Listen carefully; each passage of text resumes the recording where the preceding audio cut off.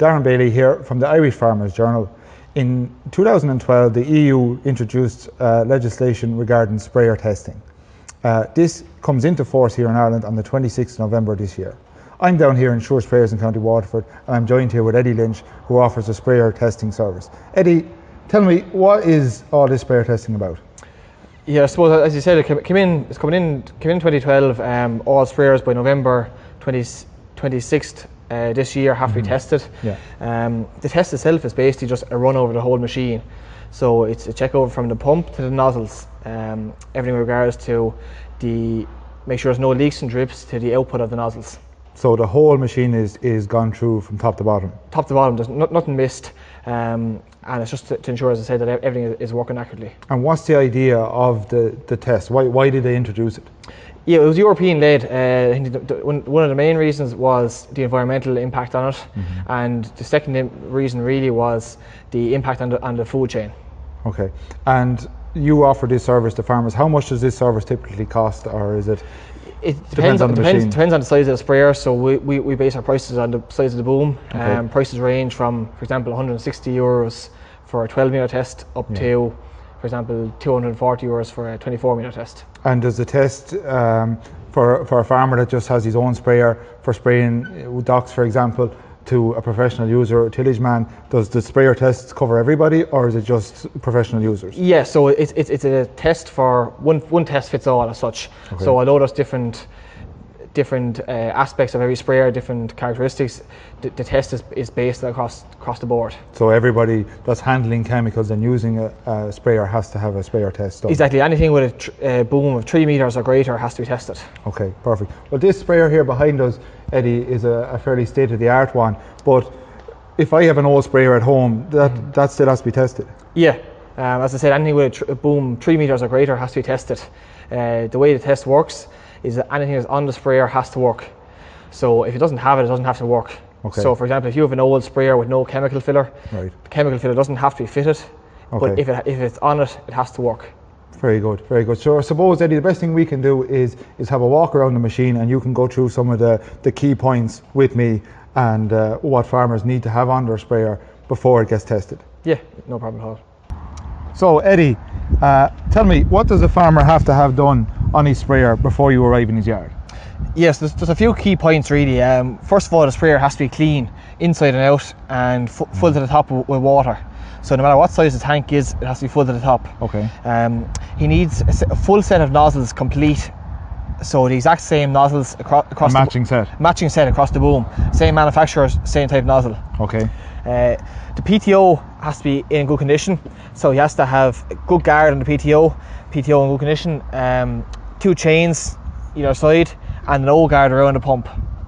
Right. And obviously when you're checking the PTO, Eddie, you're checking for hardy spicer conditions and all the safety stuff is on it. Exactly, yeah, to make sure there's no defaults whatsoever in the PTO. We actually have an example of a PTO here that wouldn't pass the test. This one here obviously would. If there's a damaged guard or chains missing, they have to be fitted onto it before we test the sprayer. Right, okay. So a sprayer has to be fit safety-wise before it can be tested? Exactly. Before we start spraying with the sprayer during the test, we always ensure that there's no leakages coming from anywhere around the tank. We also ensure that there's a tank lid in place and also a basket filter. Another element of the test is to make sure that there is a form of emptying the tank. So we also have an emptying bung here, which is a tap. There has to be some sort of a tap form, on-off tap to empty the sprayer. Just a bung shoved up into the sprayer will not do to pass the test. Here we have a set of manual controls on the sprayer. A sprayer can be fitted with either electric or manual controls. It doesn't matter, they just have to work accurately. One of the features that has to be on the sprayer is a main on-off switch. So it has to be powering the whole boom on and off. It also has to have individual boom sections. It doesn't matter how many sections, but it has to have at least 2 for shutting on and off each section. It also has to have a pressure adjuster, which once again can be electric or manual, and there has to be some form of agitation. This one here, we have this switch here. There also has to be some sort of a clock for reading the pressure, whether it be an electronic gauge or a manual gauge like this one here. All sprayers must have a pressure gauge. It must be a minimum of 63 millimeters big, and can be bigger if required. The scaling must be every 0.2 of a bar. So if you have a gauge that's marked every half a bar, it will fail a test. Well, when we test the gauge, we ensure the accuracy is plus or minus 0.2 of a bar up to 2 bar pressure, and above 2 bar pressure it has to be within plus or minus 10%. So we take off the gauge and test it against a calibrated master gauge to ensure the accuracy of the gauge. This can be a common fail with sprayers, so but there's very little the farmer can do to verify it. That's why we would always test it and carry gauges with us. So the way to test the pressure gauge is to usually demount it from the sprayer. We then hook it up into a gauge tester, as what we have here. This is our calibrated master gauge.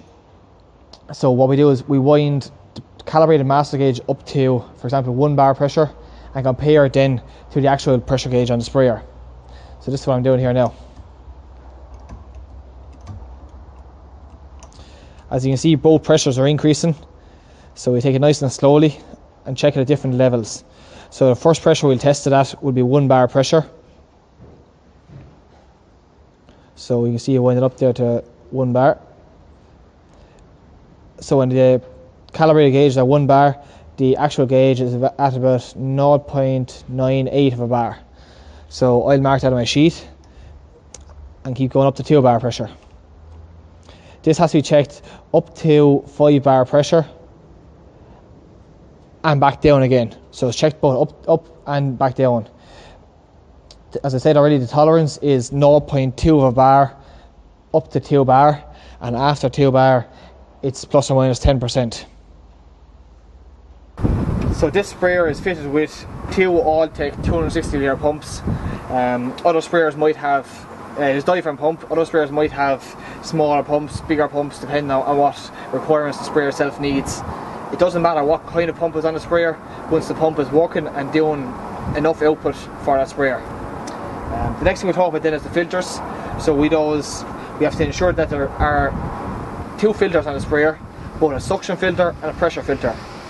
The suction filter is always the filter before the pump, between the tank and the pump, and the pressure filter is always the filter between the pump and the spray lines.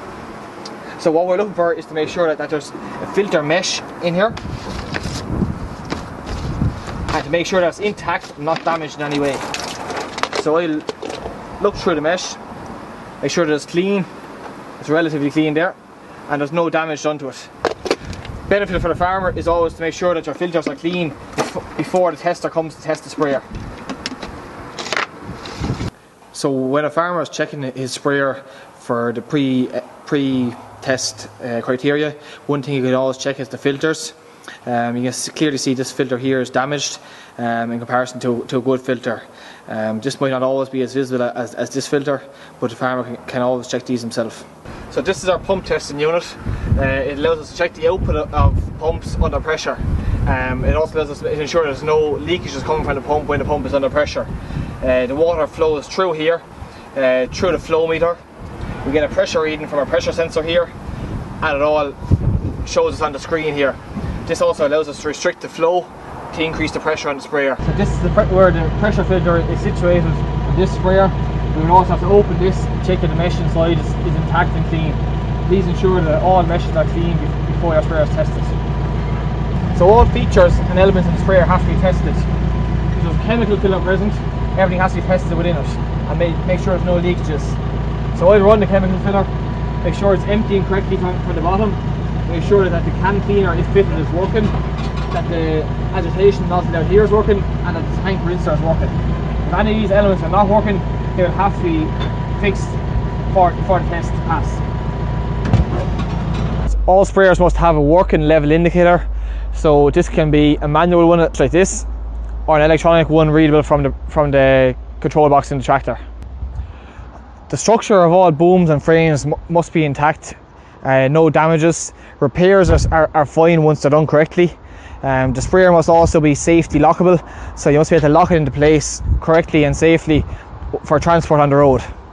All booms have to be straight and level along the boom, and they have to be the same height from the ground across the boom. They also have to be symmetrical, so left and right of the boom have to be the same size across it. All hoses on the sprayer are checked to make sure that there's no kinks or leakages from any of the spray lines.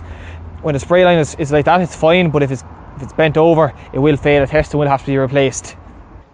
So here we have the boom off a sprayer. We can see a couple of very clear visual faults with the sprayer before we do anything that the farmer can easily identify himself. First of all, we have the boom pipe here is taped up with insulation tape. This will be a straight fail. So the farmer could easily replace it before the sprayer is tested. The other problem we have is that we have different colour nozzles on the sprayer. Here we have a blue nozzle, and over here we have a green nozzle. As I already stated, that all nozzles on the sprayer have to be uniform, so this could be something that the farmer could easily sort out before a sprayer test. All sprayer nozzle holders must be equipped with an anti-drip diaphragm and seal. This ensures that when the sprayer is turned off, it stops dripping. Sprayer nozzles must also be uniform across the sprayer. Here we have a Hardy FO2 110 nozzle. They must all the nozzle in the sprayer must be the exact same, so the same manufacturer and the same type nozzle. This Hardy is also equipped with nozzle filters, so these must also be clean within the sprayer. Certain nozzle holders will be multi-holders, where they have different numbers of nozzles on the sprayer. If, for example, you're a farmer and you only use one set of nozzles all the time, the key with the test is that you only have one set of nozzles on for the test. The reason behind this, if there's 3 sets on the sprayer and all 3 sets are worn, all 3 sets will have to be replaced. But if there's only one set on it and one set have to be replaced, then you only have to replace one set. If though you're a farmer and you've 3 sets of nozzles on the sprayer and you're using all 3 sets, the benefit for you is to leave all 3 sets on it, because we will test all 3 sets and you'll know then exactly what you're doing or what you're not doing. You get a slightly more accurate test. The other point to make is with the anti-drip diaphragms here, that these have to be fitted to a sprayer. So with some of the older sprayers, they won't be on them, but this is a compulsory part of the test where they do have to be retrofitted at a later stage if need be. A flow rate test has to be done on all the nozzles to ensure that both the rate is the exact same as what's on the ISO chart, and that the output is the same across the board with all the nozzles. What we always do is test it at either 2 or 3 bar pressure. So for example, a red nozzle at 2 bar pressure has to be doing 1.306 litres per minute. So we tested using an electronic flow tester to make sure that the output is what it should be doing. It's allowed a tolerance of plus or minus 10% on all nozzles. When checking the spray pattern of the nozzles, we first do a visual inspection. The likes of a damaged nozzle here will easily be highlighted by the spray pattern. If it's not highlighted easily, then when we test the flow rate of the nozzles using the nozzle tester, we'll easily see the difference between a good nozzle and a bad nozzle. This is our electronic nozzle tester. We use this to test all the nozzles on the boom and the sprayer. They all have to be tested. This gives us a flow rate of litres per minute. If the farmer wants to check his nozzles before we come to him, he can use a jug and a stopwatch. This is basically just a sophisticated jug and stopwatch. An element of the test is to ensure that the pressures along the boom line are the same. So there can be no pressure drop along the boom line when it comes to the end of the boom pipes. This is in comparison to the main pressure gauge. So what we do is we set the sprayer spraying, for example, at 3 bar pressure. We put on our hooks and we make sure that there's no pressure drop or increase. There is a tolerance of plus or minus 10% allowed. Anything more than that, there will have to be something changed. The common faults that we can find from this are blockages can cause a decrease in pressure. Other things can be kinked pipes, or in the odd occasion, for example, if you have a sprayer with 10 nozzles on it and you have 2 sections, one section might have 8 nozzles, one section might have 2 nozzles.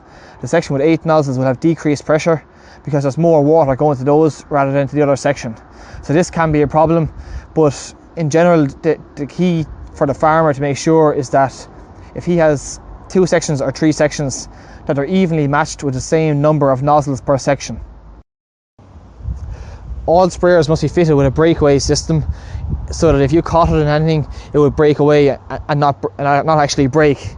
So the likes of this sprayer here has a spring on it, so if you caught it off a pole or a ditch, it would spring back and fall back into place.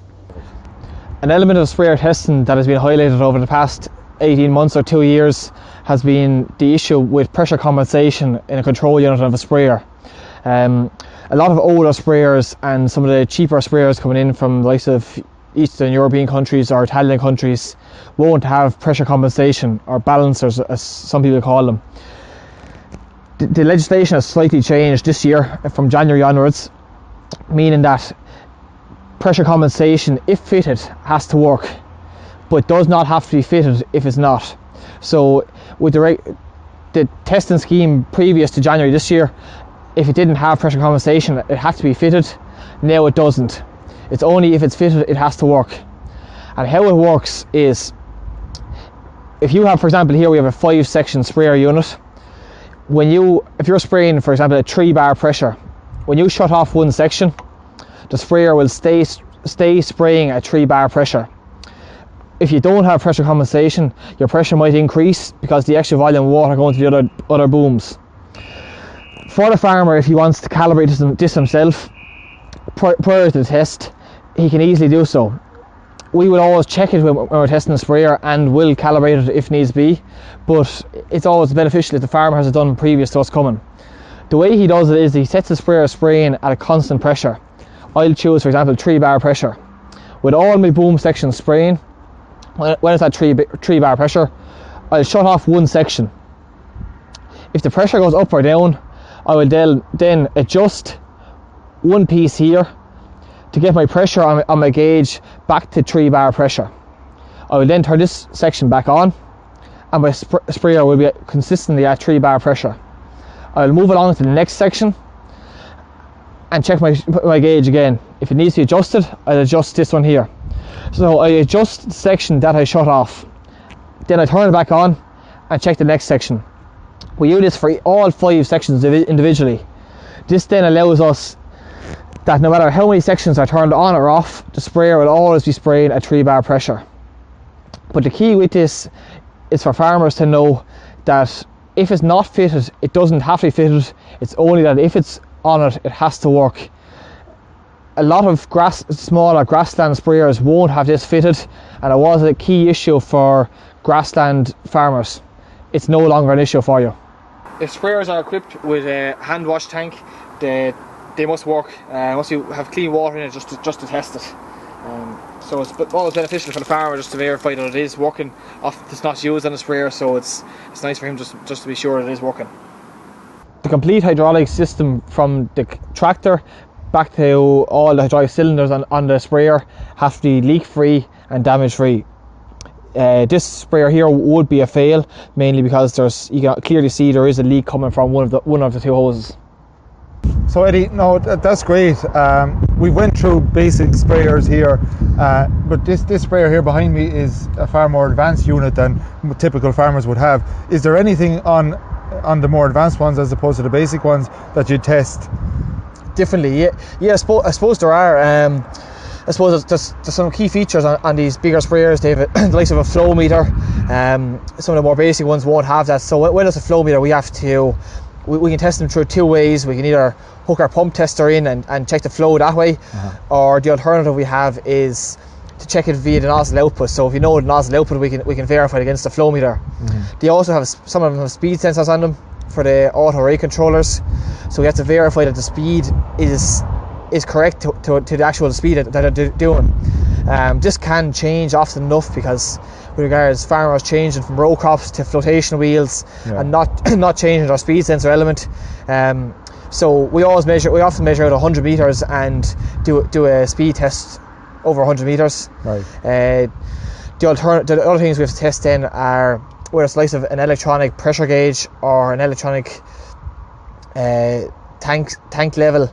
We check those by checking the tank level manually as we fill it, and then refer back to what is actually in the tank, or to the level indicator. Yes. And the alternative then is with the electronic pressure gauge.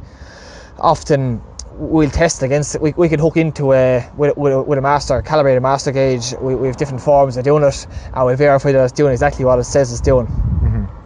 So just to clarify, Eddie, there is, what you said to me at the start was there's certain parts on a sprayer, if they're not fitted, they don't have to be tested. But on top of that, there is some compulsory items that have to be fitted. Yeah, so the majority of things, the majority of a sprayer as standard is sufficient to pass a test. But there are certain elements, like the anti-drip diaphragms, that have to be fitted to the sprayer. Regardless, yes. Okay. I spoke about the pressure gauge earlier. If the pressure gauge is not up to the scale and up to the right standard, it does have to be fitted. And when you say not up to the right scale or standard, that's the physical diameter of the gauge. The physical diameter, even if the gauge is accurate, if the physical diameter or the markings every 0.2 of a bar are not correct, okay, it has to be replaced. It just has to be replaced, even though it's working correctly. So for example, we go out to a sprayer and the scale is incorrect. We don't even test it. We just tell the farmer he needs a new one, because we're gaining nothing by testing it. It has to be replaced regardless. Okay. So that's one of the things that does have to be replaced regardless. Also the nozzles. So if the nozzles are not uniform across the sprayer, there's no point testing them. They have to be replaced regardless. Even if they are to the same spec?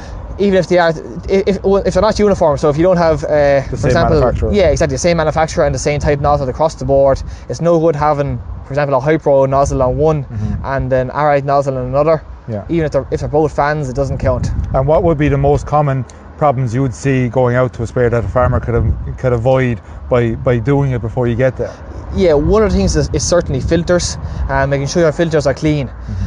We find numerous problems with pressures being up and down, not enough flow, all based on simple things like filters being dirty.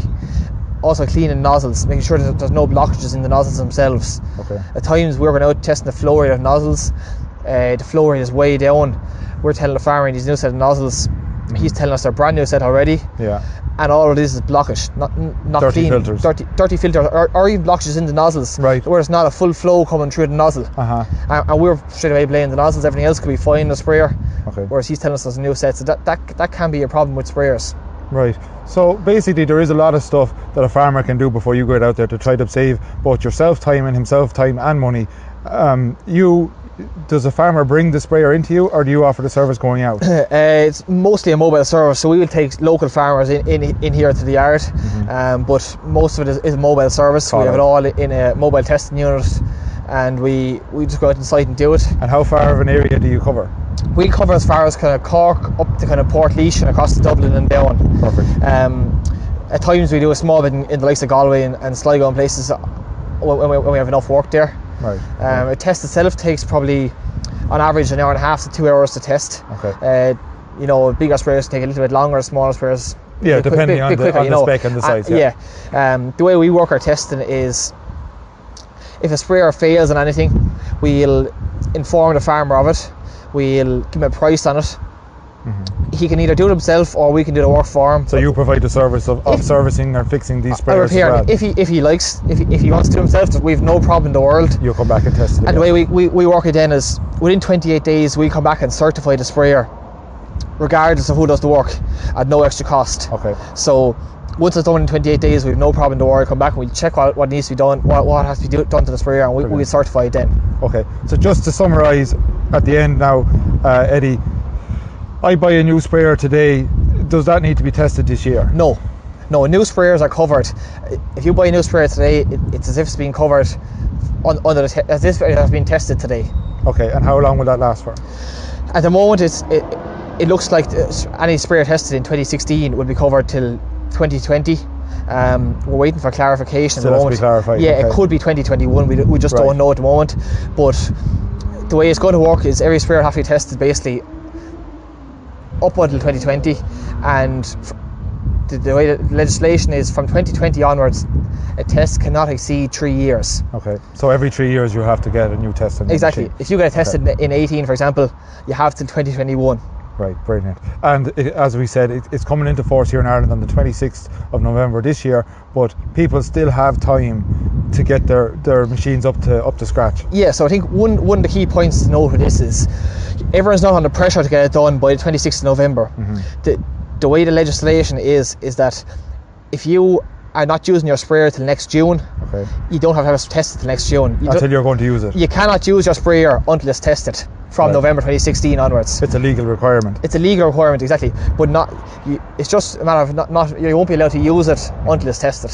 Perfect. No, that's great, Eddie. Listen, thanks very much for your time, and we wish you all the best with the testing. Thanks for coming down, Darren. No problem.